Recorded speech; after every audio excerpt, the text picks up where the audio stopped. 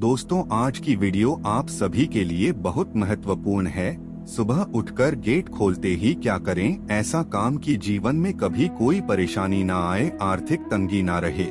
जी हाँ दोस्तों, कुछ ऐसे काम होते हैं जो सुबह सोकर उठने के बाद गेट खोलते ही मेन गेट आप कुछ ऐसे काम करें जिनको करने से आपको तरक्की पाने से की नहीं रोक सकता। हालांकि आपको सुनकर थोड़ा अजीब लगेगा, परंतु यह सच है। घर में जो आपका मेन गेट होता है उसका काफी महत्व है। जैसे हमारे वास्तुशास्त्र में भी कहते हैं, बाकी पूरे घर का गेट चाहे जैसा भी हो, परंतु घर का मेन गेट तमाम गेट से सबसे बड़ा और 2 पल्ले वाला होना चाहिए, यानी सिंगल पल्ला का गेट नहीं होना चाहिए। यह भी बहुत बड़ा वास्तु दोष लगता है।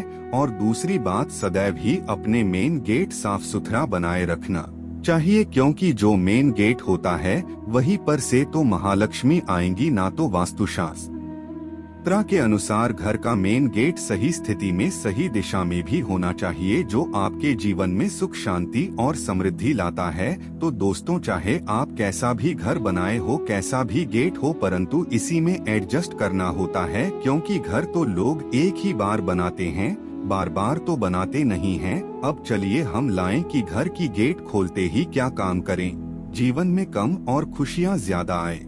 घर की महिलाएं सुबह सोकर उठने के बाद अपने मेन गेट के दोनों चौखट में थोड़ा थोड़ा जल अवश्य डालें, और यह जल अगर गंगा जल हो तो अति उत्तम है, वरना पूजा वाले लोटा में कोई भी जल रख सकते हैं। आप रात में ही इस जल को संभाल कर रख लें, ऐसे जगह में कि सोकर उठने के बाद आप दोनों साइड चौखट में डाल दें। थोड़ा थोड़ा डालना है, इससे घर पवित्रता बनी रहती है और सुख समृद्धि भी आती रहती है। दूसरी बात, शनिवार और रविवार के दिन ये एक उपाय को करना है। वैसे तो वो आप घर के बाहर, मुख्य गेट के बाहर आपका जहाँ द्वार होगा वहाँ तो झाड़ू लगवाते ही होंगे, जल से साफ करवाते होंगे, हर कोई कराता है।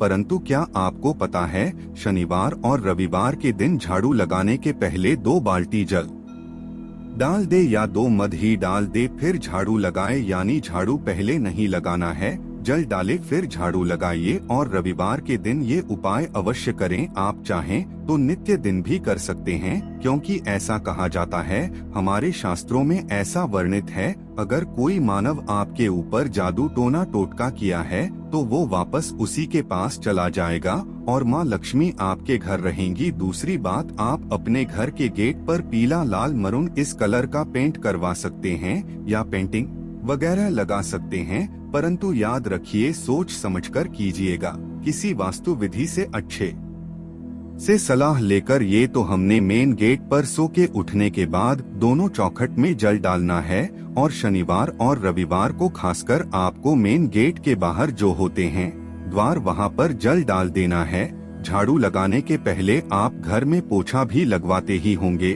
तो घर में पोछा जो लगवाते हैं सिर्फ बृहस्पतिवार का दिन छोड़कर बाकी सारे दिनों में नमक के मिले हुए जल से पोछा लगवाएं। याद रखिएगा, बृहस्पतिवार के दिन नहीं लगाना है।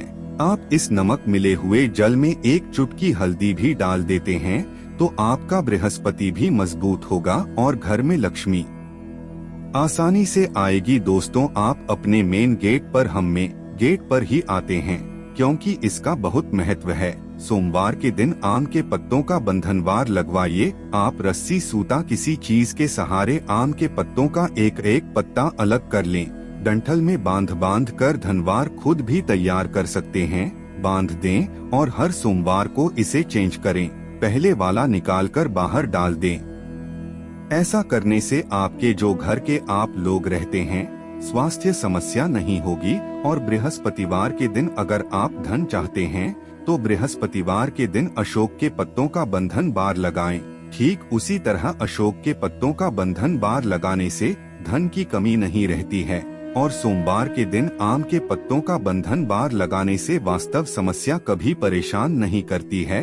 आप तो सोमवार के दिन आम के पत्तों का बंधन बाहर लगा लें, गुरुवार के दिन अशोक के पत्तों का लगा दें और ऐसे ही चेंज करते रहें, यह भी उत्तम रहेगा। दूसरी बात, गणपति जी की तस्वीर अपने मेन गेट पर अवश्य लगाएं, परंतु लगाएंगे कैसे? बाहर की ओर से गणपति जी नहीं लगाएगा, क्योंकि गणपति जी के पीठ में दरिद्रता का वास होता है और दरिद्रता अगर आपके घर के अंदर आ गई तो बहुत परेशानी होगी।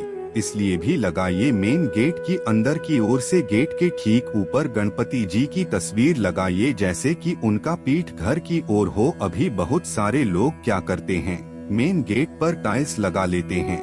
गणपति जी लक्ष्मी जी के उनकी पीठ अंदर की ओर चली आई, बाहर से अपने लगा दिए। ऐसा मत कीजिए, अगर है तो फिर आप तो तोड़ना नहीं है।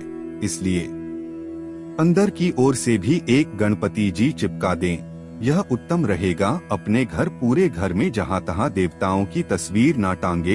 एक पूजा स्थान बनाएं, उत्तर पूर्व कोना में, वहीं पर देवताओं का निवास रहने दें और अपने घर से बिना मतलब के पेंटिंग टांगे। इन सब जानवर के डूबता हुआ जहाज है, ताजमहल है, नटराज है, इस टाइप के पेंटिंग ना टांगे। ना ही झरने का पेंटिंग लगाइए, वरना पैसे आपके झरने के जल की तरह ही बहने लगेगा। ये तो हो गई। अब हम आपको आगे की बात बताते हैं। आप अपने मेन गेट के दोनों स्वास्तिक अवश्य बनाएं। ये ज्यादा बड़ा नहीं बनाना है, छोटा ही रहे, सुंदर सा खूबसूरत सा बनाइए। और बनाएंगे कैसे? तेल सरसों का में सिंदूर मिश्रित करके भी बना सकते हैं और घी में भी सिंदूर मिश्रित करके आप बना सकते हैं। स्वास्तिक बनाएं और स्वास्तिक के दोनों साइड 2 खड़ी रेखाएं अवश्य डालिएगा, ये लक्ष्मी को बांधती है।